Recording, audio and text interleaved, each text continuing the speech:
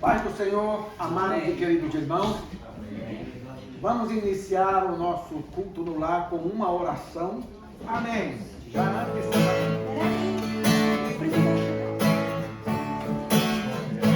Porque Ele vive, posso crer no amanhã. Porque Ele vive, temor não há. Mas eu bem sei que a minha vida está nas mãos do meu Jesus, que vivo está. Deus enviou seu Filho amado para perdoar, para me salvar. Na cruz morreu por meus pecados, mas ressurgiu e vivo com o Pai está. Porque Ele vive, posso crer no amanhã. Porque Ele vive, temor não há. Mas eu bem sei que a minha vida está nas mãos do meu Jesus, que vivo está. E quando enfim chegar a hora em que a morte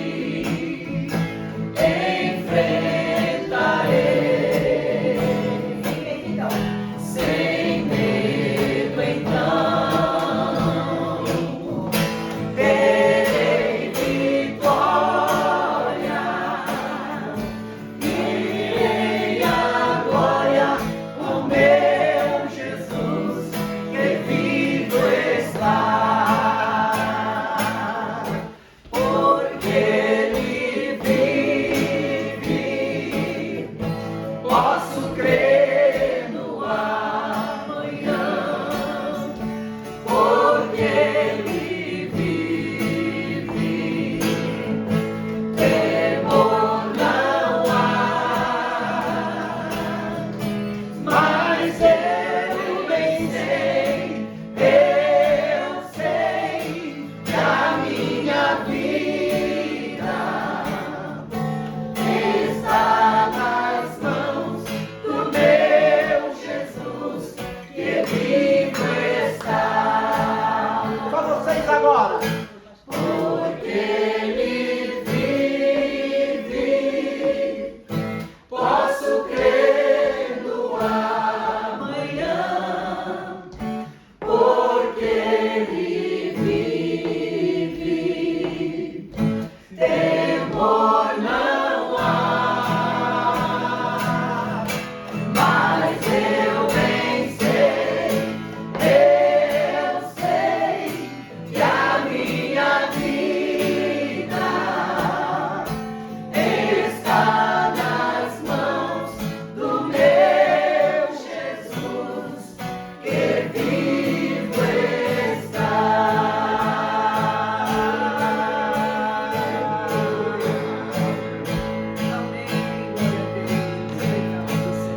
Eu quero lhe agradecer antecipadamente por ter nos atendido E quero perguntar aos irmãos que estão felizes com a presença dessa família aqui, o pastor David, a irmã Silvana, a Duda e o Davizinho. Se vocês estão contentes, vamos levantar nossa mão e dizer para ele: pastor, o senhor é sempre bem-vindo na nossa igreja. Amém.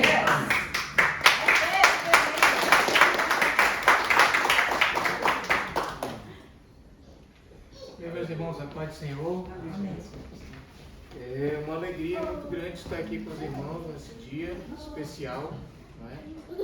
E poder compartilhar um pouco do ensinamento de Jesus para nós com relação à mordomia cristã. E nós, quando éramos mais novos, ouvíamos muito nossos pais falarem em mordomia, né? Mas era porque a criança ou adolescente quer a mordomia no sentido de descansar demais, não é? Esse menino só quer mordomia, e normalmente a ideia que se tinha de mordomia era essa. Mas quando passamos a conhecer a Cristo e viver o dia a dia da vida cristã, a gente foi entendendo que não tem nada a ver com mordomia isso.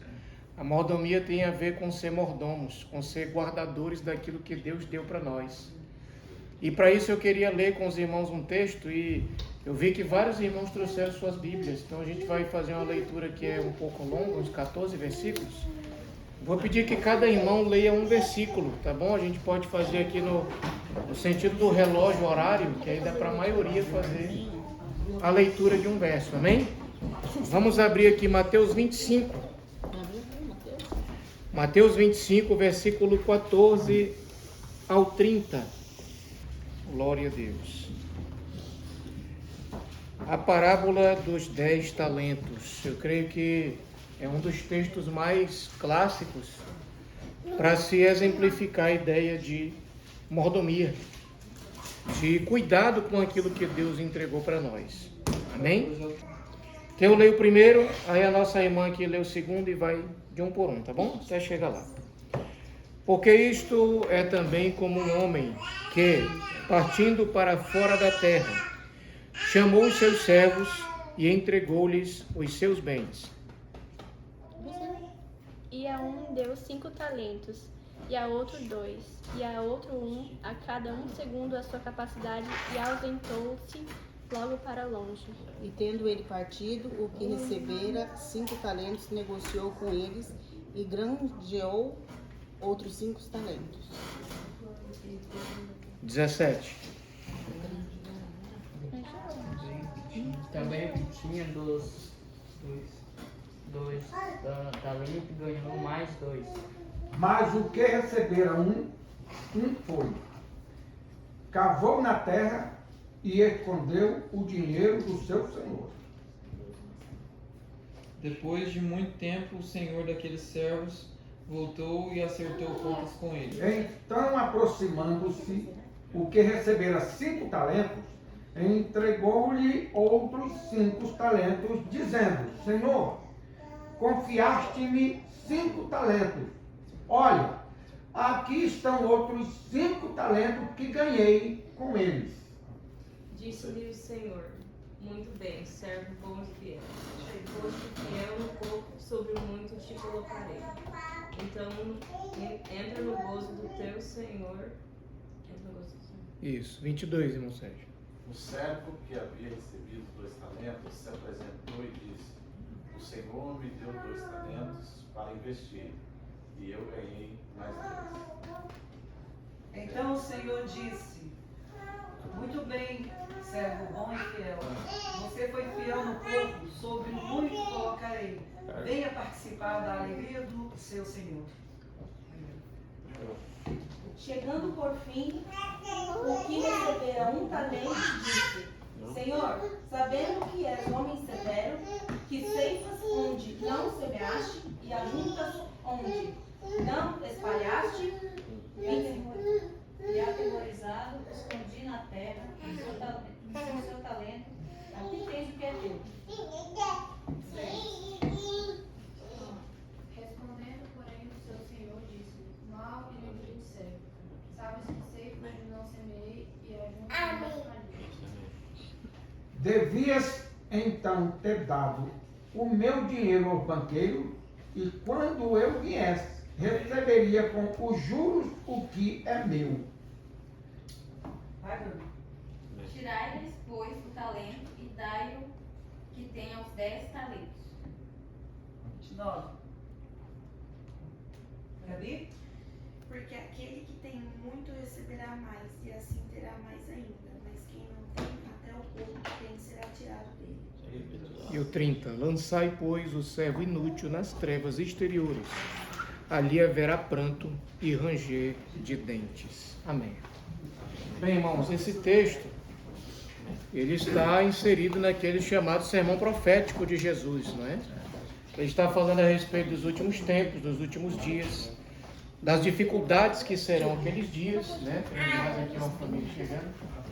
Deus abençoe, irmãos. Podem se juntar a nós.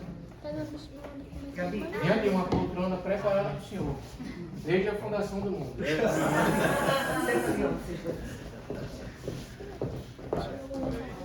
Amém?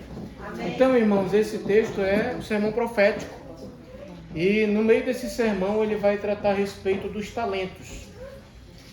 Esses talentos aqui, eles vão variar de acordo com cada nacionalidade, né? Os estudiosos da antiguidade, você vai ver que um talento ele pode variar de 35 até 60 quilos de ouro em alguns lugares. Em outros lugares era o ciclo. Mas o fato é que nós estamos falando de uma quantidade grande de dinheiros, mesmo sendo apenas 5 dado para aquele que recebeu mais. O segundo recebeu 2 e o terceiro recebeu 1. E o texto vai dizer que cada um recebeu conforme a sua capacidade. A gente vê que Lucas fala sobre essa parábola também. Mas aqui uma coisa desperta a atenção, que 2 deles se preocuparam com aquilo que receberam. Esgranjearam, trabalharam e multiplicaram o talento que havia recebido da parte de Deus. Da parte do seu Senhor, aliás, né? Contextualizando para nós o que recebemos de Deus. O que recebeu 5 ganhou mais 5. O que recebeu 2 ganhou mais 2. Mas a gente tem um mau exemplo aqui, que foi o que recebeu 1. Ele, preocupado com a severidade do seu Senhor, pega aquele talento, enterra e vai descansar, esperando o seu Senhor regressar. Aqui uma coisa fica clara, o Senhor não deu um tempo determinado para voltar.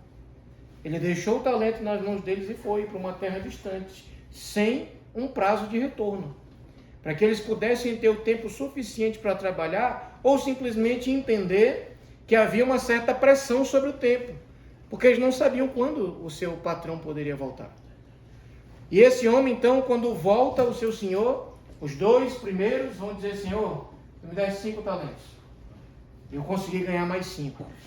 E aí o Senhor usa a mesma frase para o servo que ganhou 5 e para o servo que ganhou 2 talentos. Servo bom e fiel. Foste fiel sobre o pouco, e sobre o muito te colocarei. Entra para o gozo do teu Senhor. Vem o de 2 talentos e ouve a mesma frase. E quando vem o terceiro que recebeu só 1 talento, ele vai dizer: Senhor, eu sabia que tu eras homem severo, que colhes onde não plantou, que juntas onde não espalhou. Então, olha, eu com medo de perder o teu talento, eu enterrei, está aqui o que é teu. E devolveu. Aqui, irmãos, eu separei 10 verdades a respeito dessa parábola, para nós meditarmos um pouco a respeito da nossa mordomia como crentes, como servos de Deus. A segunda verdade, irmãos, que eu vejo, é que os talentos não eram deles. Os talentos eram do Senhor, do proprietário, do patrão. Isso aqui é uma realidade muito viva para nós, porque nós vemos hoje muitas pessoas que vivem como se os talentos fossem deles. Tudo que nós temos, irmãos, não é nosso, nós somos mordomos. Nós estamos tomando conta. Conta-se a história, eu tive o meu último pastor na Iadã, no Amazonas. Ele foi vice-presidente do pastor Alcebiades Pereira de Vasconcelos, que foi um dos maiores líderes que a Assembleia de Deus teve no Brasil. Ele foi pastor no Rio de Janeiro, foi pastor no Amazonas, foi presidente da Convenção Geral da CGADB.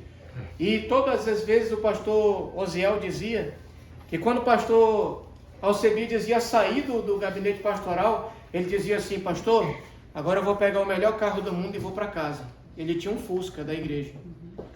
Aí quando perguntava dele: pastor Alcebiades, que horas são agora? Aí ele dizia: no melhor relógio do mundo agora está marcando 8h30. E aí tudo que perguntavam dele, ele dizia que era o melhor do mundo. Ele dizia assim, não, ele é o melhor do mundo porque é meu, porque Jesus me deu. Eu vou dirigir o melhor carro do mundo porque ele é do Senhor, eu só estou tomando conta dele. Por quê, irmãos? Porque nós somos mordomos daquilo que Deus nos deu. Então tudo que nós temos é emprestado. Ah, pastor, é emprestado, mas eu pago todo mês. Mas se alguém coloca o dinheiro no teu bolso para te pagar isso aí. E ainda deixa sobrar um pouquinho para você desfrutar um pouco da vida. É Deus quem faz isso para nós.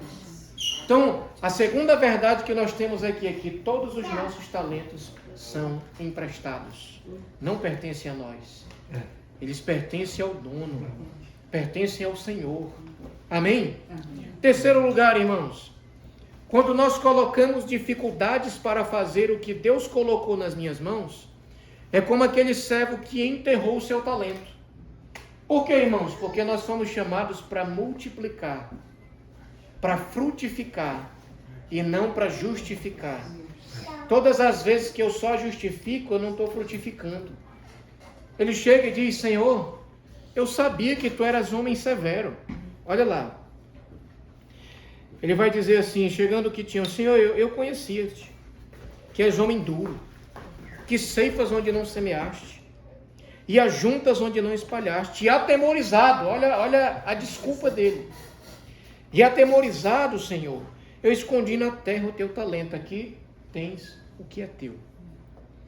Quando nós começamos a agir com muita desculpa, a gente para de frutificar. Porque nós somos chamados para sermos produtivos nessa vida. Isso não é de agora não, irmãos, desde o Gênesis. Desde que Deus criou o jardim do Éden e colocou Adão e Eva ali. Ele deu para eles tudo aquilo para quê? Para eles frutificarem, para eles crescerem. Mas aí no final de tudo, Adão disse assim, Senhor, essa mulher que tu me deste aí. Começou a dar desculpas. Aí o Senhor chegou com a mulher e disse, foi essa serpente que o Senhor botou aí no jardim. O Senhor que é culpado, que botou esse bicho aqui. E aí o que aconteceu? Eles foram expulsos do jardim.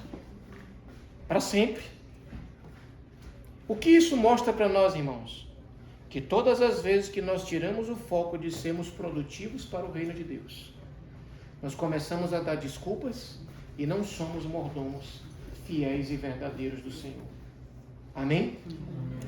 Conta-se a história de um pastor que foi numa conferência, um pastor americano, muito conhecido.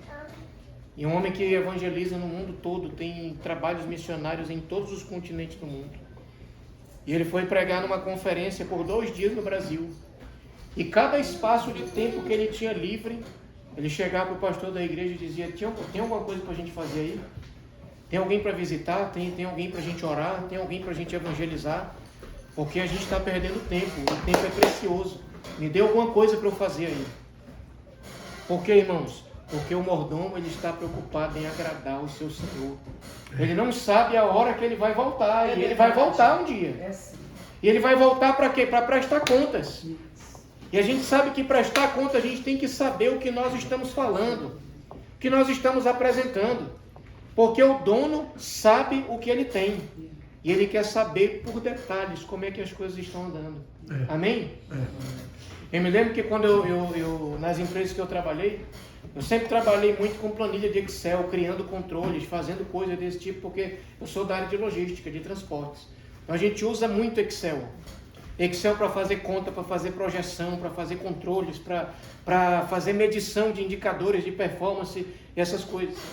E aí, às vezes, uma planilha dava problema. Aí a pessoa me ligava lá da matriz da empresa para eu sair lá do meu galpão e ver o que estava acontecendo com a planilha. Quando eu bati o olho, eu já sabia o que era. Alguém mexeu nessa fórmula aqui. Meteram uma vírgula aqui, essa vírgula não existe. Aí disseram, poxa, eu estou desde ontem tentando descobrir qual é o problema dessa planilha. O senhor acabou de chegar aqui e encontrou. Eu digo, é porque foi eu que criei. Se eu criei, eu sei onde é que vai funcionar e o que pode ser o problema se der defeito. Quem te comissionou, quem te escolheu, quem entregou dons nas tuas mãos, ele sabe cada situação da tua vida que está impedindo você de ser produtivo e frutífero. De você ser um bom mordomo, de você tomar bem, conta bem daquilo que Deus entregou nas tuas mãos. Ele sabe o que pode estar te impedindo, o que pode estar te atrapalhando, o que é que pode estar sendo colocado como impedimento para você, porque Ele investiu muito em você. O investimento dele não foi fácil, não foi baixo, foi alto. E você foi criado, isso mostra para nós aqui uma outra verdade, que eu nem anotei, mas que é uma verdade grande, que o investimento que Ele fez em nós foi alto. E Ele sabe a capacidade que nós temos de dar retorno para Ele. Aleluia! A sua capacidade é grande de dar retorno para Deus, dar retorno para o reino de Deus. Olha aí, o ouvinte está prestando atenção aqui, ó. Então, irmãos, nós podemos dar muito fruto para Deus. Amém? As suas capacidades são altas. Não enterre o dom que Deus deu para você, porque Ele vai prestar conta com você. E você não pode chegar naquele dia e dar desculpas. Ah, Senhor, mas eu sabia que Tu era severo, então eu guardei aqui, eu fiquei com tanto medo de perder, que eu não fiz nada. Não. A ideia não é perder o que você recebeu, é multiplicar o que Ele já te deu. É aumentar tuas capacidades, é aumentar tua condição no reino de Deus. Amém? Vamos lá, quarta verdade. Obrigado, querido. Terça-feira, nosso culto, quarta, círculo de oração. Quinta-feira, nossa escola dominical. Sexta, sábado e domingo é o Congresso das Irmãs. E no dia 3 e 4 de agosto será a palestra de casais, que eu já deixo o convite para vocês aqui. Tá bom? Nós vamos nos despedir orando e ministrando a bênção apostólica para cada um de vocês. Querido e eterno Deus, te louvamos agradecidos, Senhor, pela palavra que foi ministrada nessa noite aos nossos corações. Continua, meu Deus, renovando o teu povo, despertando, Senhor, e fazendo com que nós possamos ser produtivos na tua casa. Oh, meu Deus, obrigado, porque nessa noite tu falaste conosco pela instrumentalidade do teu poder.